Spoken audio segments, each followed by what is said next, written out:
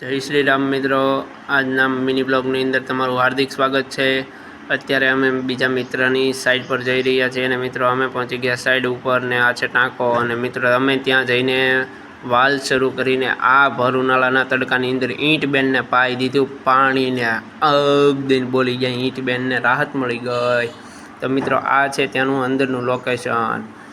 અને મિત્રો મારા બીજા મિત્રએ બનાવીને કે બાકડો પંખો ચાલુ કરીને અમે બેસી